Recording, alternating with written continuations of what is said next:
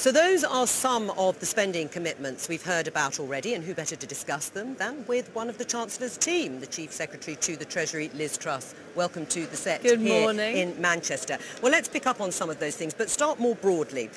All we heard during the election was how Labour were making unfunded spending commitments. This weekend, we've had a raft of spending commitments from you. Where are you going to find all this new money? Well, these are affordable commitments. There's a big difference between Labour's proposals, which they admitted, and I think the IFS said, would lead to the highest levels of peacetime taxation, and our proposals, which are modest, which are affordable within the budget that we've set out. Right, so how will you pay for it? £10 billion on Help to Buy, £1.2 billion for freezing student fees, and of course the £1 billion for the DUP announced over the summer.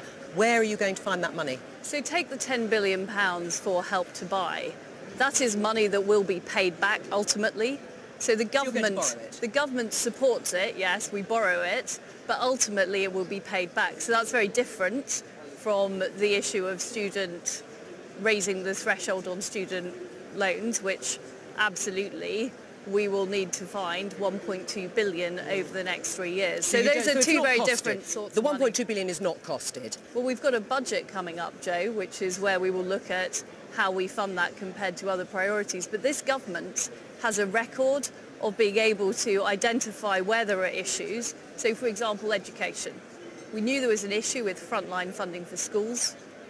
1.3 billion was put into the national funding formula.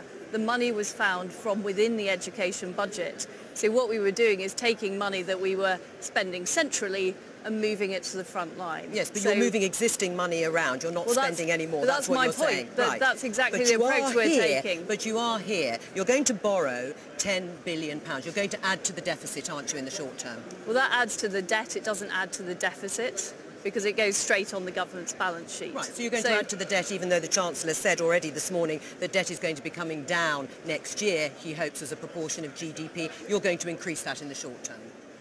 Well, yes, but the homeowners will be paying that back. So that's very different from additional government spending that goes on the deficit each year. So how will flooding £10 billion into the housing market encourage demand, not drive up prices? Well, Martin's absolutely right when he says we need to build more houses, and we agree with that. We've liberalised planning. We've got further ideas about how we might make it easier for people to build homes. That's very important. But the important thing about Help to Buy is it only applies to new build properties. So there is an incentive in there for developers to build out faster on the land where they've already got planning permission. And of the previous Help to Buy that we've already done, around half of it was additional to what would have already been built. So we know that almost half of that was additional supply into the market. When is this £10 billion going to kick in? Well, the Help to Buy scheme is already open. Yep, so 2020. So when's in. this money going to come in, this new money? So it kicks in on a demand basis. So as people decide that they want to buy properties, that support kicks in. So it's already in place, that programme. What we're doing is expanding that over a number of years. Yeah, how many years? Until 2020. Yeah, currently, but with this $10 billion, how long is that going to cover? Which period? That will go till 2020. But there's already money going until 2020, so you're adding an additional amount of money for the same time period. Precisely, because the scheme has proved so popular.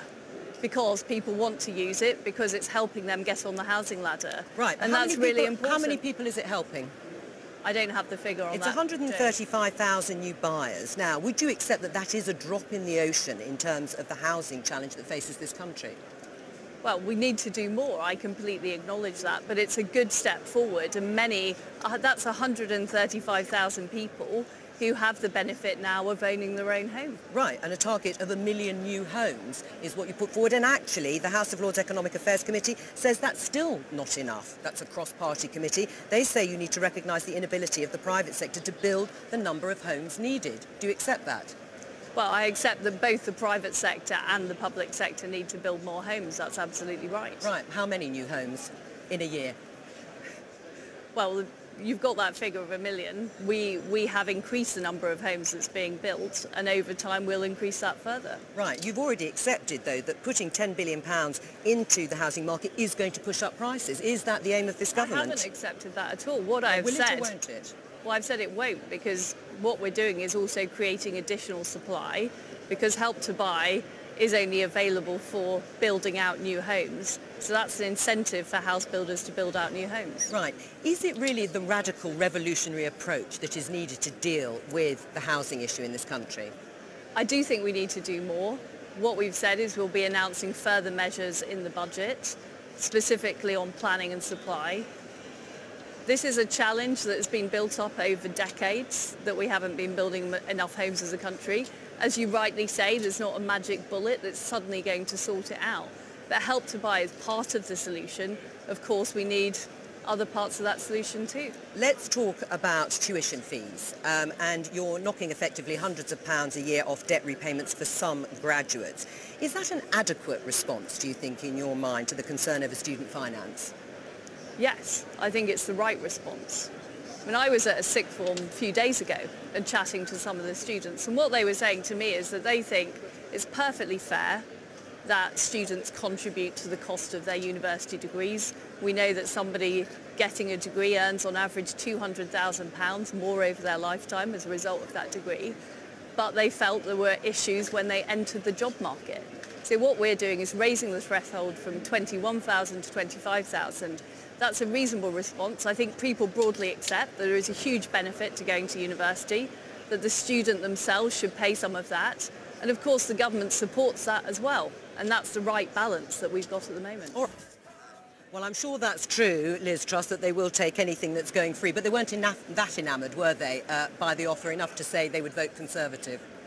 Well, this is part of an overall package. You know, we've talked about housing.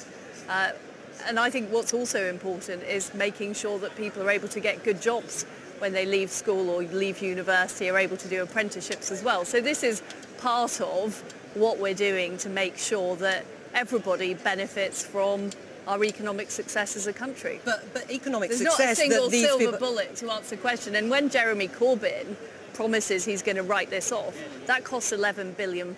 Well, he didn't promise that he was going to write off student debt. He said he would deal with it, and they've clarified it. But they did say they would scrap tuition fees. Let's just concentrate on tuition fees. Would cost yes, £11 scrapping billion. Tuition fees. But why would a student vote for the Conservative Party when you are just freezing tuition fees at £9,250 and raising the threshold by a few £1,000s when Jeremy Corbyn is promising to scrap tuition fees? Because if I'm a student at university, I'm thinking about what is my future going to be like. Am I going to get a good job? Am I going to be in a thriving economy? And the fact is, if Jeremy Corbyn is running the country and nationalising everything in sight, there won't be a thriving economy for those students to get jobs in. Right. And that's what people care. People are not myopic. They want to see the big picture. Well, let's look